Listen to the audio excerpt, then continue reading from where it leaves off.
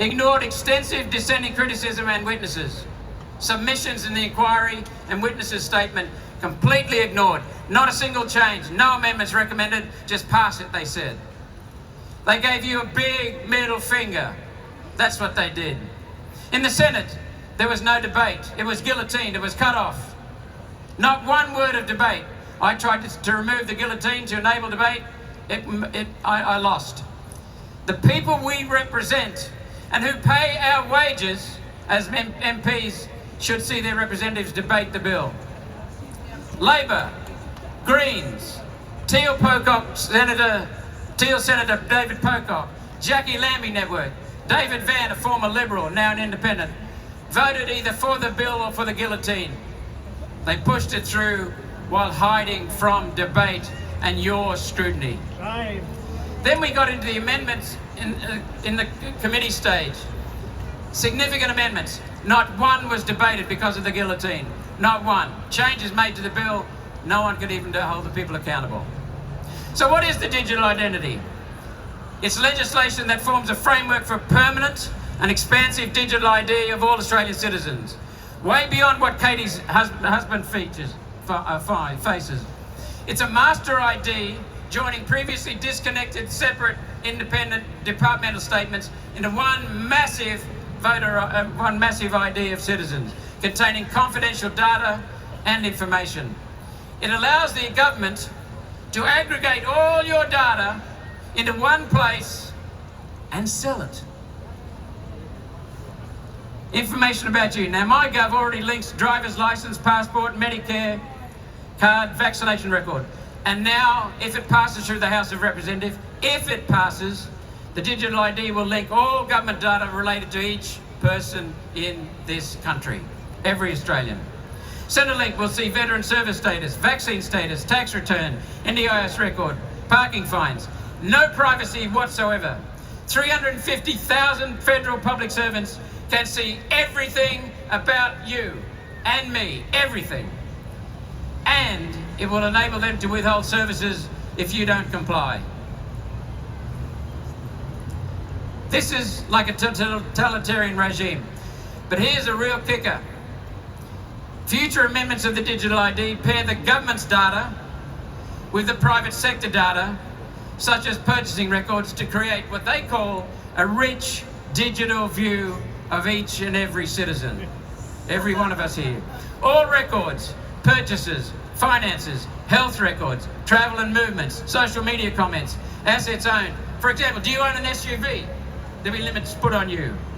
Food you eat, education, vaccine mandates, tax returns, parking fines, anything you want to do or buy, they'll be looking for it. They're creating for each of us a digital entity. So let's look at some of the specifics now.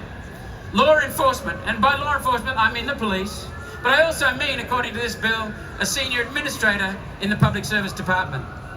Law enforcement can access every piece of information on your file to investigate a breach, for example, of speech laws if they pass through the Senate. Government can access your whole file if you say something you don't like. Even a minor fine like an administrative issue or submitting a late tax return or not paying a parking fine without a warrant. No warrant needed, thank you. If you attend a street protest, facial recognition, arrest. They have your facial recognition thanks to the earlier bill, which I'll talk about in a minute. They have your the car you drive, everything about you, who's sitting in the seat next to you when you're driving. And no disagreement with the government will be allowed.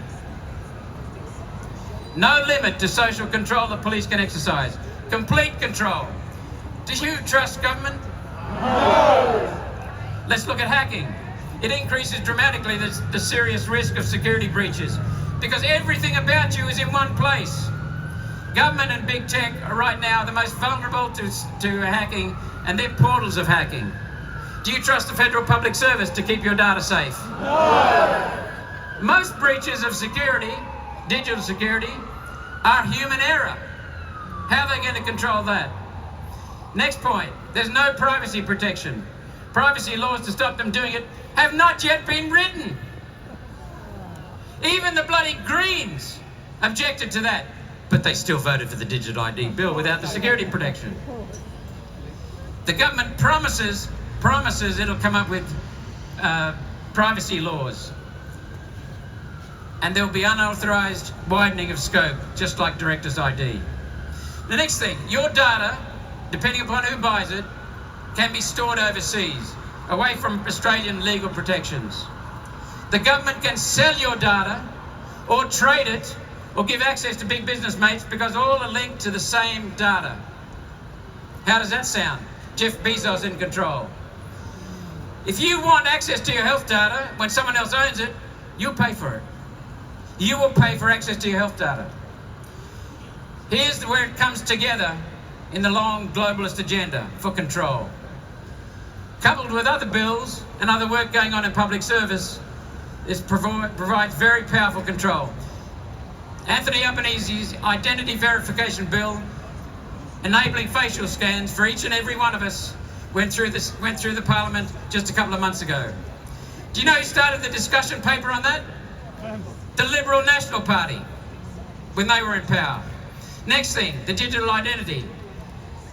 The Liberal Nationals introduced the bill under Morrison and Littleproud. The misinformation and disinformation bill, that's a censorship bill, vile. The Liberal National Party introduced that into the Parliament under Morrison and Littleproud. Next thing, you've probably not heard of the new payments platform. It was developed by the Reserve Bank of Australia under a Liberal national government.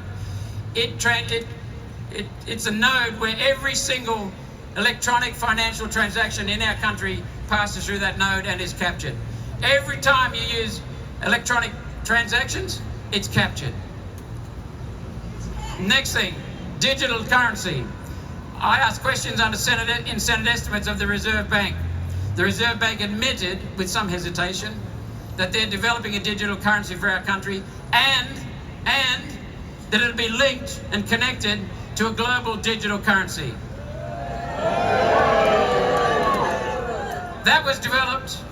That is being developed under a Liberal government and now a Labor government.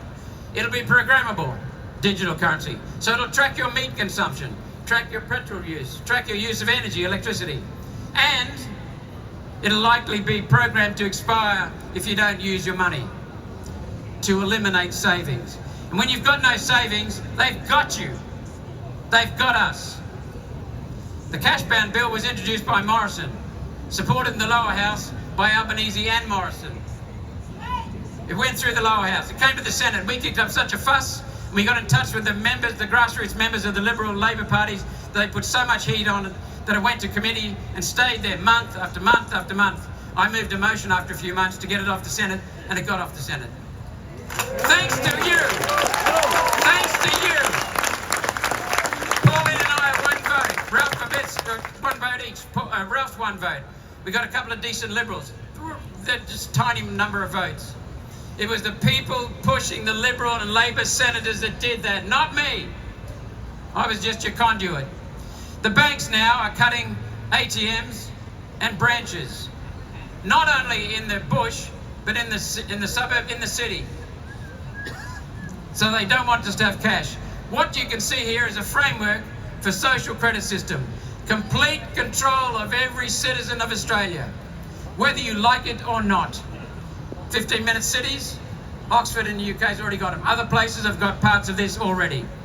And who's bringing this to us? The Uni Party, Liberal and Labor, often started under Liberal, completed under Labor. Two cheeks of the same arsehole.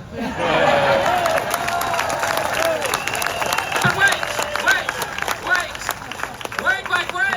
The good news is, they tell us it's voluntary. Digital ID is voluntary. Just like the COVID injections. You just won't be able to feed your kids if you don't get it. You won't be able to access, in case of digital ID, government services, access funds, travel, education, thanks to the COVID Uni Party. Remember the COVID Uni Party? Liberal, Federal, State Labor. That's who did that. They worked together. Oh, and by the way, in regard to being compulsory or voluntary, the Minister can authorise, at the wave of a pen, that it become compulsory. Do you trust government? So here's what I'm inviting you to do, please. Hold members of Parliament accountable, federal and state. Remind them they work for you. I work for you. Remind them. Tell them their job is to take what you say to Canberra and speak up. Next thing, please share and spread our information, Pauline and me. I know you're sharing Pauline's cartoons, but share our videos, share our newsletters. Please sign the One Nation petition against the digital ID. We started that, it had 60,000 signatures in 2 days. And please, if you can, come to Canberra when our protest in Canberra is organised later. Our Constitution says that the people are in charge, quite clear about that. So we say voter ID, not digital ID. Why don't they want voter ID? We also say instead of monitoring people, voters, let's monitor MPs. For example, are they members of the World Economic Forum? Are they acolytes of the UN, the globalists? Do you trust government? No. COVID deceit, COVID control, COVID wealth transfer to the multinational corporations was just a warm-up for this bastard. The World Economic Forum, the United Nations and the globalist push is anti-human. They've been pushing it for decades. Pauline called it out in '96. I've been calling it out since my first speech in the Senate. The globalists say that we are greedy. We, all of us humans, are inherently greedy, rapacious, uncaring, irresponsible. Then they say, let us make the rules for how you're going to live. We'll take charge for your good. Yet they're humans. And they're evil humans, inhuman. Be wary of anti-human control freaks. Stand up to their blind puppet MPs in Parliament, who are supposed to work for us, not for global governance. Number one, as well as joining us, I want to thank you again for being here. Please go out and share whatever you see in this. But above all, awake to the good in humanity. Kids, since this high, have been indoctrinated for several decades now as to how evil humans are. We are not evil. Every one of us would only be here if someone cared for us. When I popped out of Mum, I was this long. Maybe that long. So, I would not have survived, you would not have survived, you would not have survived, you would not have survived the first few years without intense care. That's the nature of humans. So, awake to the good in humanity, the good in each of us.